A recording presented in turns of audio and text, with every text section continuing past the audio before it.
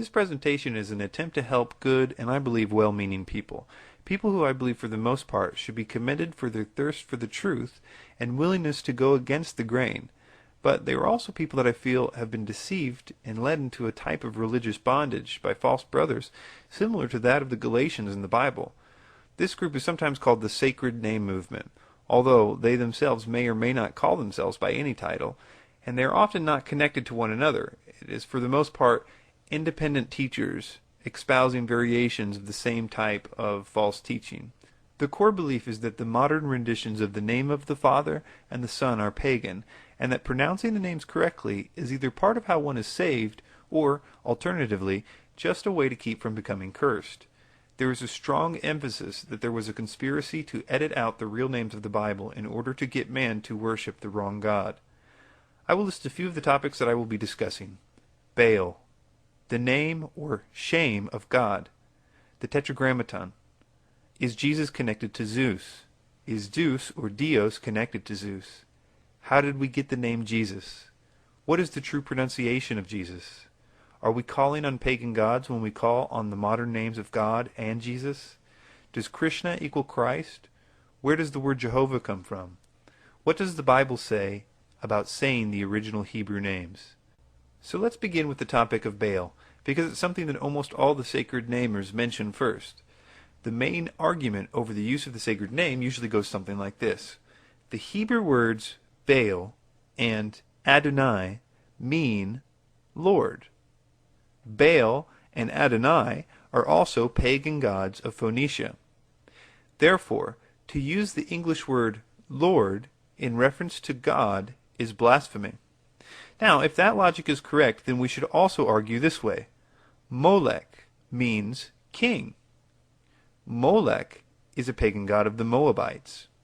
Therefore, to use king in reference to God is blasphemy. Another example would be Diana. Diana means divine. Diana was a pagan goddess of the Ephesians and many others. Therefore, to use divine in reference to God would also be blasphemy. You see, these common and general words only became proper nouns over much time. But that did not stop the common word from being a valid word to use.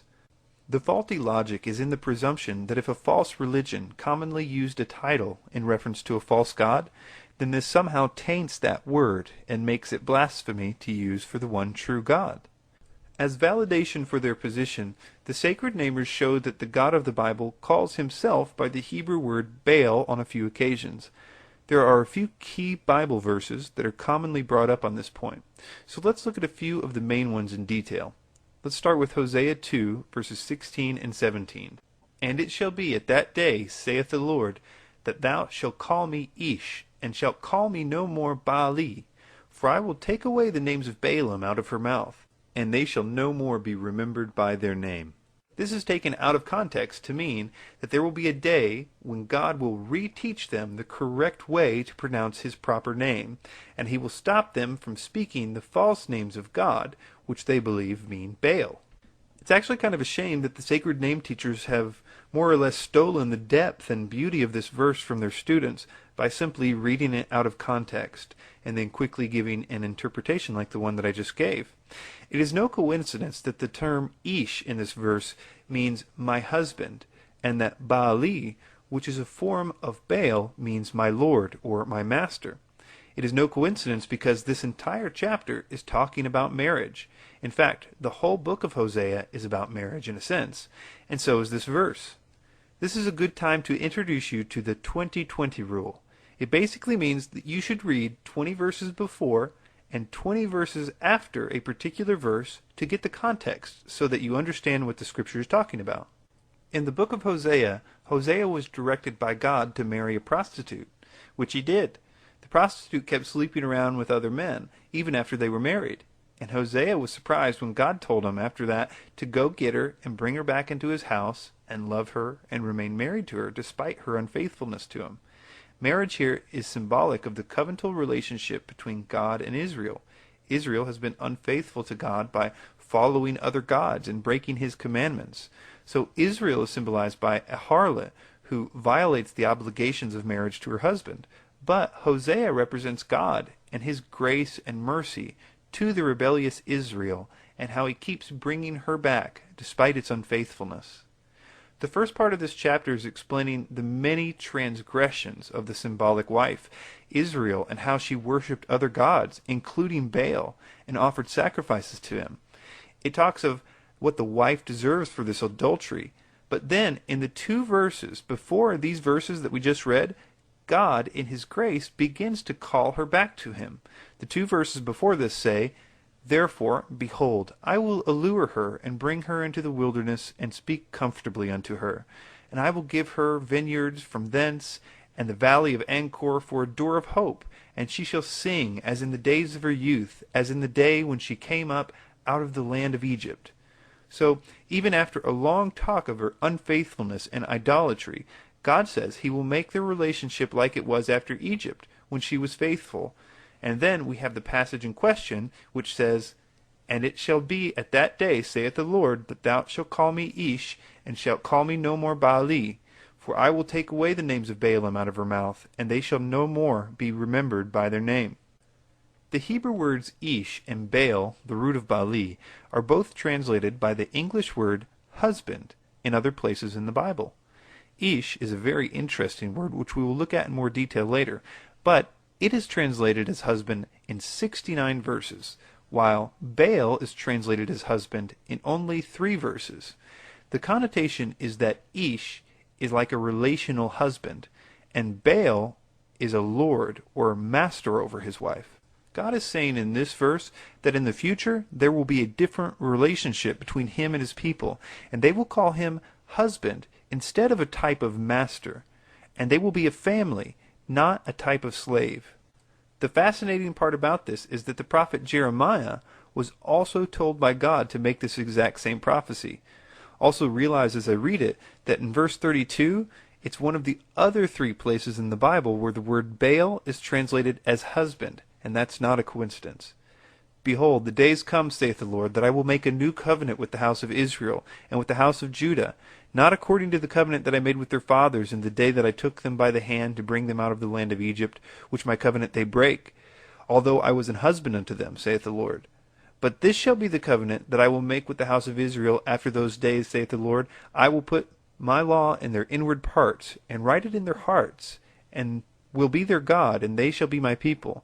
And they shall teach no more every man his neighbor, and every man his brother, saying, Know the Lord. For they shall all know me, from the least of them unto the greatest of them, saith the Lord. For I will forgive their iniquity, and I will remember their sins no more." These 2 prophecies are about a future covenant. Another way to compare them is the last verse in that section in Hosea, which says, "Thou art my people, and they shall say, Thou art my God." And that's also how Jeremiah 31:33 puts it, "I will put my law in their inward parts, and write it in their hearts, and will be their God, and they shall be my people." This is the interpretation of Hosea 2, verse 17. It literally has nothing to do with the changing of the proper name of God. That interpretation only works out of context and with a false or deceived teacher. Another verse that is used to attempt to show that there was a conspiracy to insert Baal for the true name of God is found in Joshua 11, verse 17. "Even from the Mount Halak that goeth up to Seir, even unto Baal God in the valley of Lebanon, under Mount Hermon, and all their kings he took and smote them and slew them."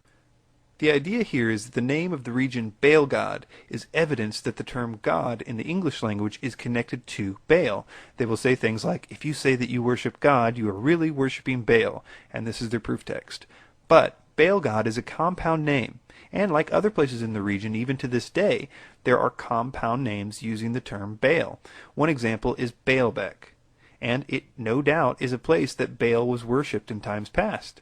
But the word God, G-A-D, that it's similar in sound to the modern word God, G-O-D, is pure coincidence. The English word God derives from the Proto-Germanic root, and not the Semitic, so it's logically impossible that these words have similar origins. This is one of those that the smart sacred namers refrain from using, because of the 100% lack of any etymological evidence. God, G-A-D, is another ordinary common noun in Hebrew that has no connotation to the Lord. It means good luck. Genesis 30:11 says, Then Leah said, What good fortune! So she named him God. So it is not surprising that the Hebrew word for good luck became a proper noun, as we see here in this compound name for this place. The final Baal verse we're going to look at is in Jeremiah 23, verse 26. How long shall this be in the heart of the prophets, that prophesy lies? Yea, they are prophets of deceit of their own heart, which think to cause my people to forget my name by their dreams, which they tell every man to his neighbor, as their fathers have forgotten my name for Baal. The sacred name interpretation is that the lies spoken of here is the editing of the name Baal in the place of God in the text. And now God is upset because everyone has forgotten his proper name. So let's look at these verses in context. Look at the first part. Notice he is talking about prophets and prophecy. It says, how long shall this be in the heart of the prophets, that prophesy lies, even the prophets of deceit of their own heart? So it seems that the problem was prophecy. Not that the scribes had changed all the text to a different name. But if this were true, we should see some evidence that there were false prophets prophesying in the name of Baal, as well as some further evidence that they were causing people to believe Baal instead of God to explain verse 27. Well, that's easy. Just look 13 verses before this, and you will find exactly that. And this is another example of the 20-20 rule. Jeremiah 23 verse 13 says, And I have seen folly in the prophets of Samaria. They prophesied by Baal, and caused my people Israel to err. So when you put this verse with the earlier verses, you will see that they are in perfect harmony. And now that you know the context of the verse, which is that there were prophets of Samaria prophesying by Baal, apparently by going into some kind of dream state, as we see in verse 27, and this was seducing the Israelites to err, it's obvious that this passage is not talking about the proper name of God being changed at all. This brings us to another topic, one that I think is at the very heart of the sacred name ideas, which is the very Hebrew word for name, which is Shem, pronounced shame. We might as well stay in the same chapter of Jeremiah, chapter 23, because earlier there is a wonderful prophecy of the Messiah made. It's in verse 6. It says, In his days Judah shall be saved, and Israel shall dwell safely, and this is the name whereby he shall be called, the Lord our righteousness. Now, wait a minute. That's not the proper name for the Messiah, is it? What about other places, like in Isaiah chapter 9, verse 6, where it says, For unto us a child is born, unto us a son is given, and the government shall be upon his shoulder, and his name shall be called Wonderful, Counselor, the Mighty God, the Everlasting Father, the Prince of Peace. Now wait a second, how many names is the Messiah going to have? At the heart of the sacred name movement is a fundamental misunderstanding of the Hebrew word for name, which is shame. Many sacred name teachers basically scare people with verses like this in Psalm 9, verse 10. And they that know thy name will put their trust in thee. For thou, Lord, hast not forsaken them that seek thee. So, do these verses speak of the proper name, or is name a more broad title than the sacred namers would have us believe?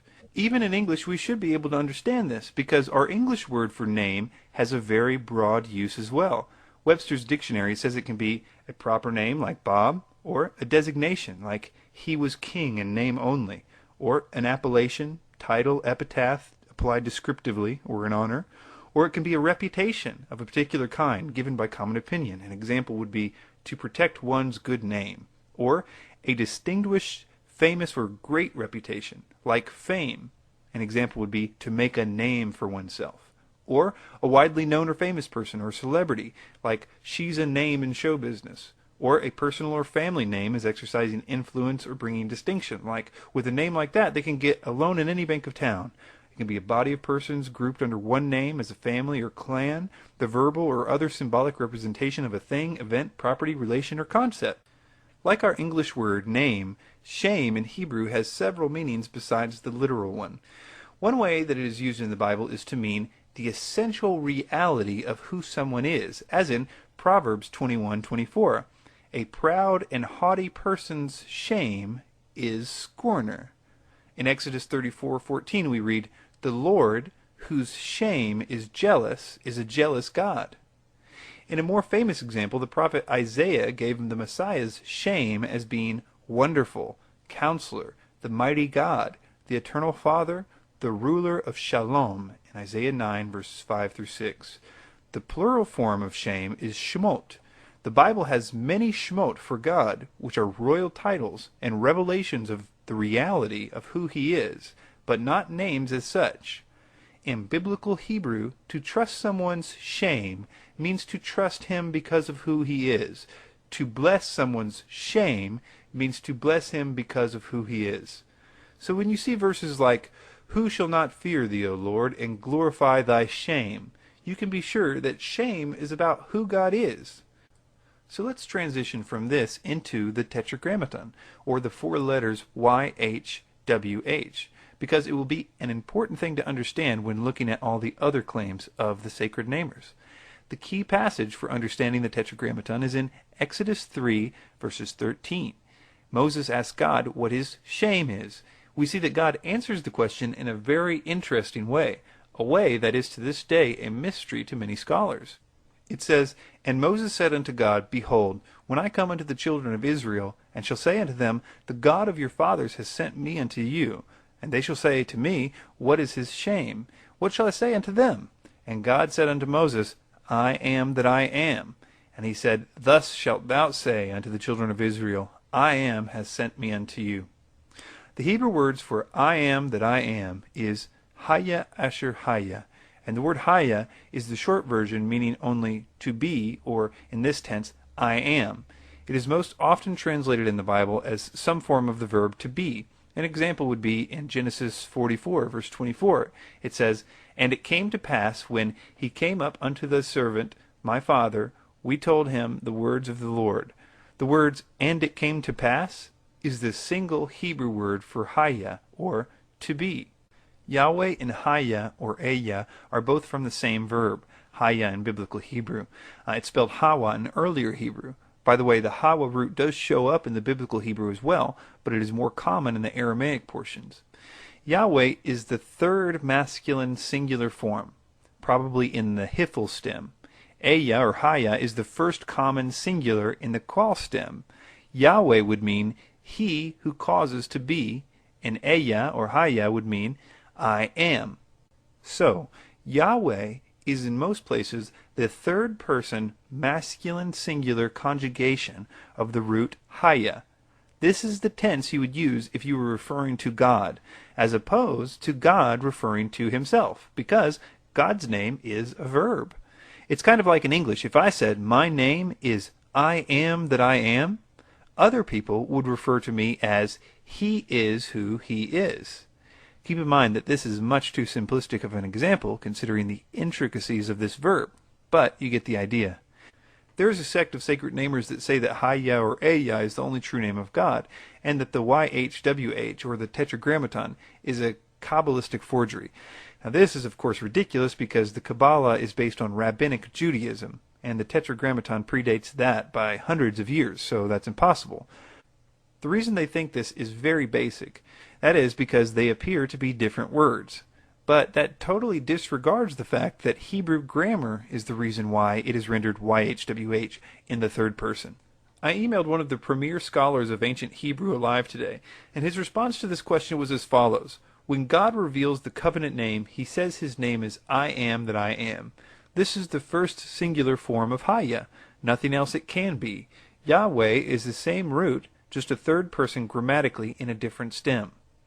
So what is this mysterious word in this mysterious tense called the Tetragrameton? The term Tetragrameton comes from the Greek meaning a word having 4 letters. It refers to the Hebrew name of the God of Israel. These 4 letters are usually transliterated from Hebrew as IHVH in Latin, JHWH in German, French, and Dutch, and JHVH or YHWH in other languages. The original pronunciation of the Tetragrameton is difficult to be determined with absolute certainty. The reason is partially because the correct pronunciation has been lost to history due to a fear of breaking the commandment of taking the Lord's name in vain, because the late Jewish culture only allowed the high priest to say it. You can look over Hebrew scholarly literature to find the grammatical reasons that there is a lot of speculation on how to pronounce it, but I will simply say that it is a very difficult thing to know with certainty. Which makes me very sad to see all the teachers of the sacred name movement have their dozens of variations of the pronunciation of the Tetragrameton, each one saying that God will send people to hell if they don't choose the one that they have come up with based on their particular method. Now, I'm not going to try to tell you the true pronunciation of the Tetragrameton in this presentation, even though I think I have a good idea. I think it would be presumptuous of me to think that if all the Hebrew scholars combined aren't sure about its pronunciation, that I somehow could figure it out beyond any doubt with my research. I hope to give you something much better than that by the end of this presentation, though, and that is the shame of God and freedom from bondage. There are pronunciations that I can be relatively certain are not the correct pronunciations of the Tetragrameton. One of those that I feel I should mention is Jehovah. It was probably first used by Raymond Marty, who was a 13th century Catechin Dominican friar and theologian, so it's a pretty recent thing. In early Bible translations, when the Reformers started to translate the Bible into their own languages, despite the Catholic Church's opposition and persecutions, William Tyndale was the first to translate considerable parts of the Bible into English. Tyndale spelled the name of God Jehovah. We will look at how he came up with that name in a moment, but because he published in Germany, the German version would transliterate the letter I as J, because in Germany, when they wanted to say the yes sound, they most often used the letter J. Later on, as people read this German translation, they pronounced it differently because, for instance, the French looked at the same letter and pronounced it with a hard J sound, and the English speakers adopted the French practice. The name Jehovah then appeared in all early Protestant Bibles in English, except Coverdale's translation in 1535.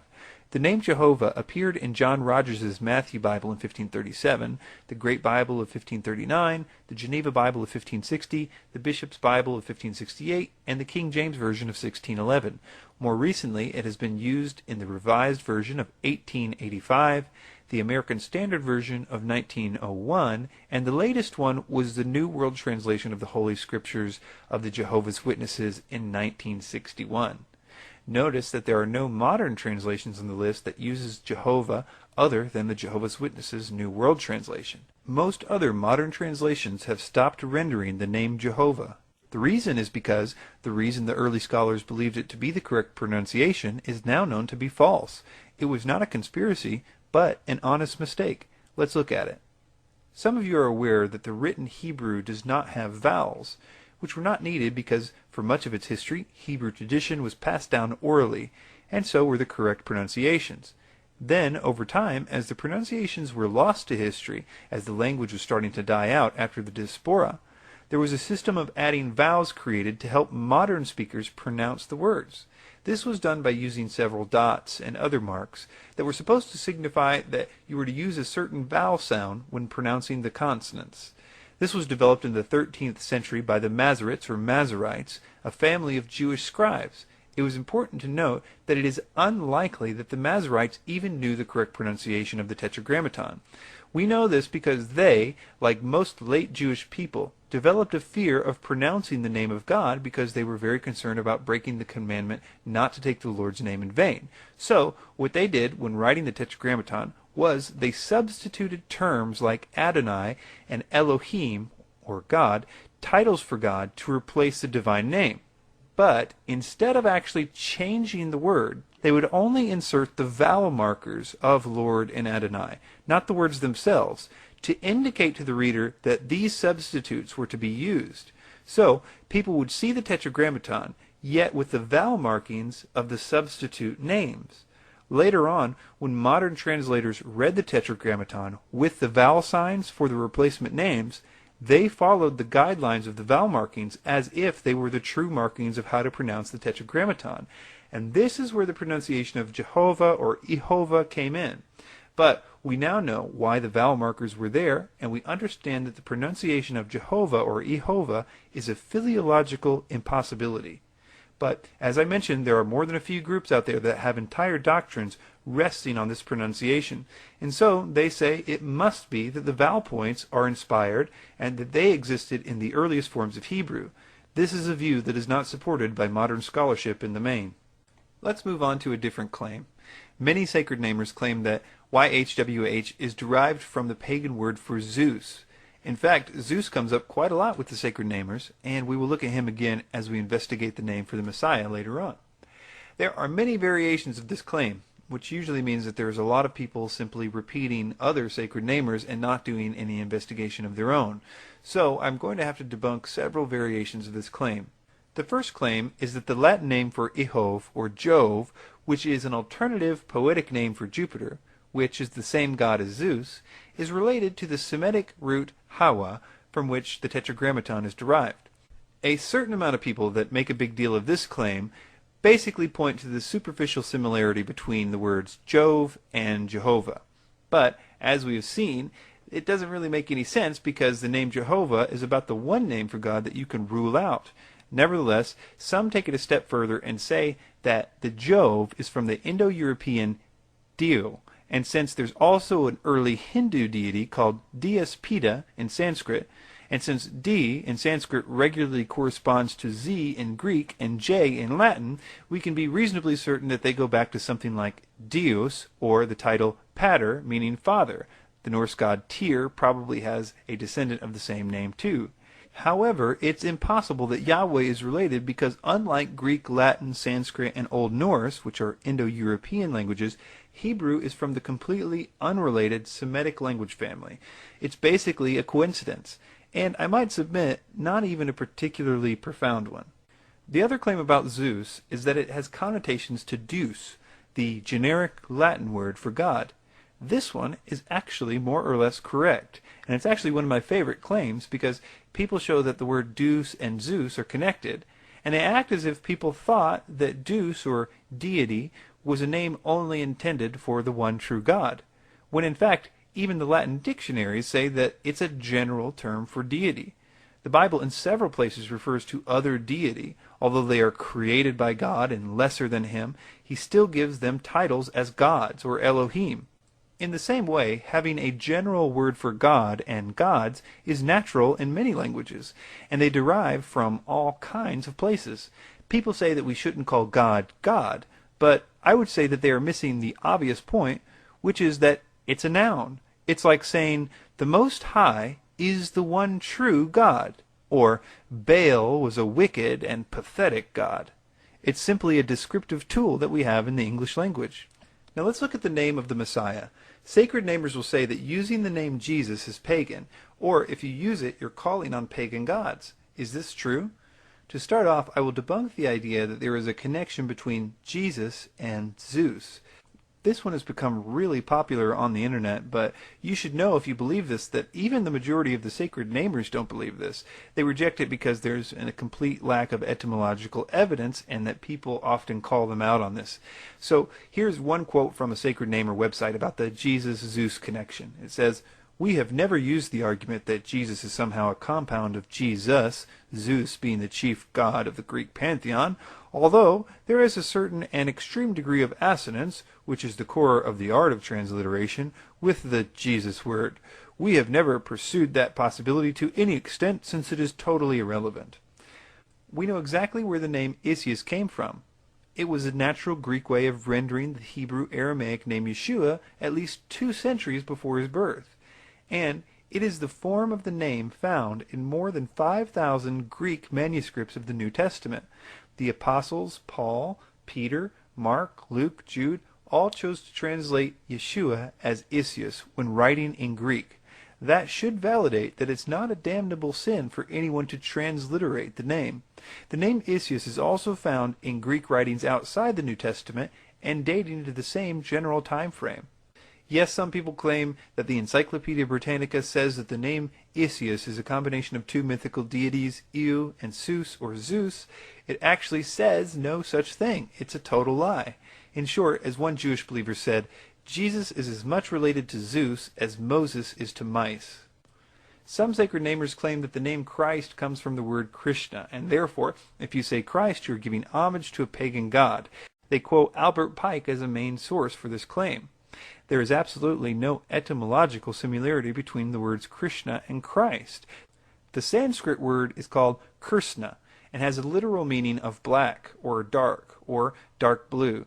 and is used as a name to describe someone with dark skin, and pictures of Krishna are often depicted with blue skin. Christ is an English term for the Greek word Christos, meaning the anointed. In the Septuagint version of the Old Testament, Christos was used to translate the Hebrew Mashiach, meaning one who is anointed.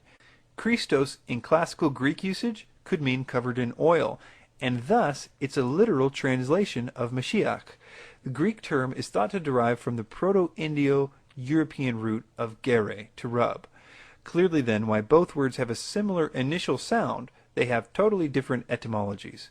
Also, Krishna is the proper name for a Hindu deity, whereas Christ is not a proper name, nor is it a surname, it is a title. Christos existed in ancient Greek and is a common word long before it was appended to the Messiah.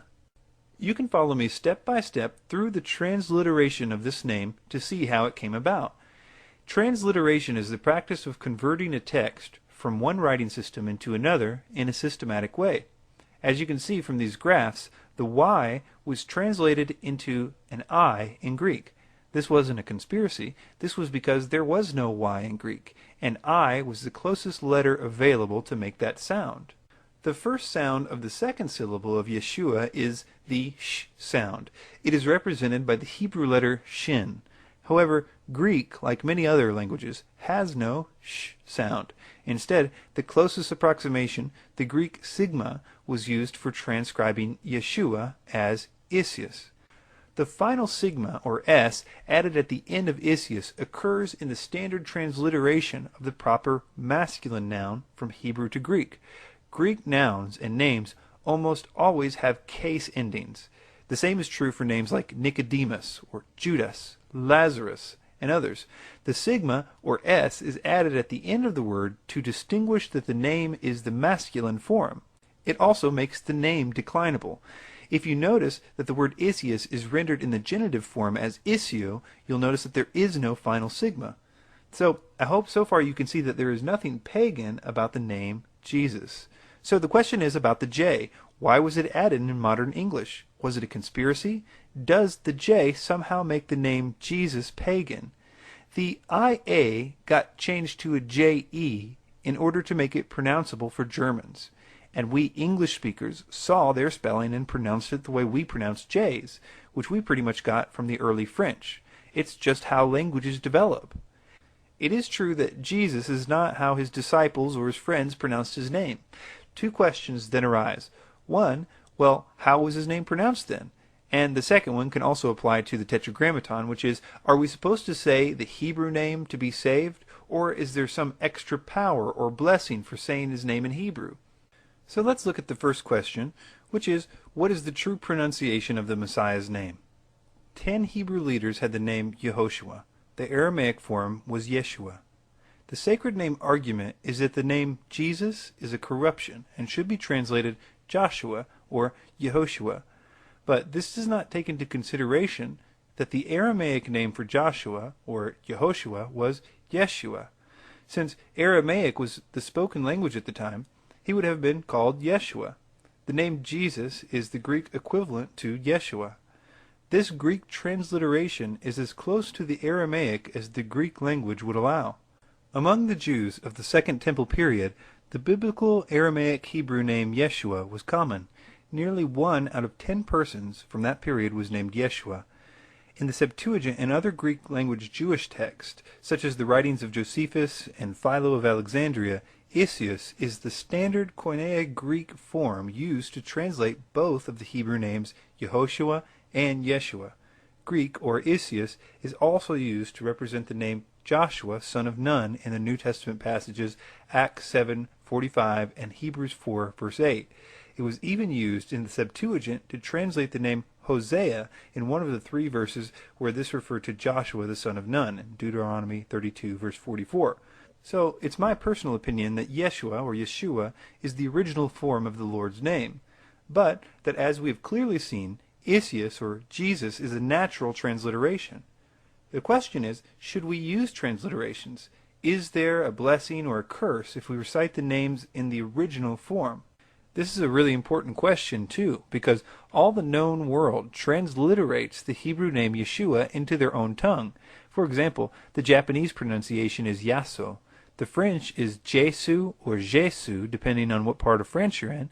In Spanish, it's Jesus. In Arabic, it's Isa. In Fijian, it's Chisu.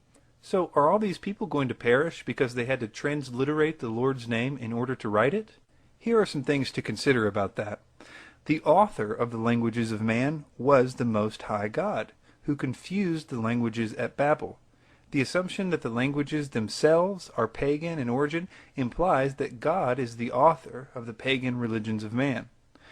Another often overlooked point is that there is nothing in the Bible that would suggest that saying the name of God in Hebrew gives any special power. There is no instance in the Bible of the name of God being a kind of magic word that one must say correctly. I find it kind of funny that we do see this attitude developing much later with the Kabbalah. I say funny because the sacred namers are supposedly doing what they're doing because they don't want to be practicing witchcraft. But if you look at their theology objectively, it's the gospel of incantation, a form of salvation by reciting the appropriate magic formula. In other words, the Kabbalah, or witchcraft. The same Luciferian doctrine of secret knowledge is the basis for the rightness before God. By its definition, it's another gospel. As Galatians 1, verses 8-9 says, "As we said before, so I say now again, if any man preach another gospel unto you that ye have not received, let him be accursed." One of the best validations of transliterations is the fact that they were used by the apostles and other New Testament Bible writers. The New Testament was originally written in Greek. Paul, Peter, James, John, Luke, and others wrote the name of our Savior in a language that was not Hebrew. If these men were permitted, inspired even, to write the name in Greek, we are also permitted to write and speak the name of our native language. The historical fact is that the New Testament was written in Greek. Therefore, the doctrine of the Hebrew-only sacred name is made invalid. This conclusion will be reached by even the most casual thinker who has the facts at his or her disposal. Therefore, sacred name movement teachers are compelled to fight a futile battle against an obviously original Greek New Testament. One final point is that the original language of Adam was different than the Ugaritic language of Abraham. The Ugaritic language of Abraham was different than the Egyptian language of Moses and the Israelites in Egypt. The Phoenician language adopted by the Israelites 600 years after they came into the Promised Land is not the language of Adam, Abraham, or that of Moses. And finally, although there is a great affinity of Paleo-Hebrew to the Aramaic, these are different languages. God spoke in each language, and in each one described himself by names and titles. We have no proof or evidence that God insisted upon one continuous pronunciation for his names or titles, and these names and titles were the same in all languages. If the evidence of such a fact of proof is missing, how can any man claim something to which God gave or left no testimony? Either the claim is false on the face of the assertion, or it is false because a claim so important, if it were true, would have an abundance of testimony, and none exist. In conclusion, I'll mention the gospel itself, because it's the power of God unto salvation, and it speaks of repenting and believing in the gospel, which is that Christ took the wrath of God that we deserved. In exchange, we were given the Holy Spirit and a new life that would cause us to desire God and to be more like him. This is the message that Paul preached, to repent and to believe. It wasn't to say the name of God correctly. I feel like the sacred namers are like the Galatians, and that they have fallen for the false teachings of some false brothers, who were teaching them that they needed to go back under the law of Moses to be saved. Paul wrote a letter to the Galatians basically doing as I'm doing right now, debunking their false teachers. He used his experience and their experience, as well as one of the most intense Old Testament Bible studies recorded in Scripture, to show them that they had been fooled and were under bondage. There is every indication that the Galatians, for the most part, repented and turned from the false teachings. I think that you might consider turning from them too. If this video has helped you, or if you just liked it and you know some people that hold these beliefs, please send this video to them or burn a copy on DVD and give it to them. Or join me in prayer that this video will help them in some way. Thanks for your time.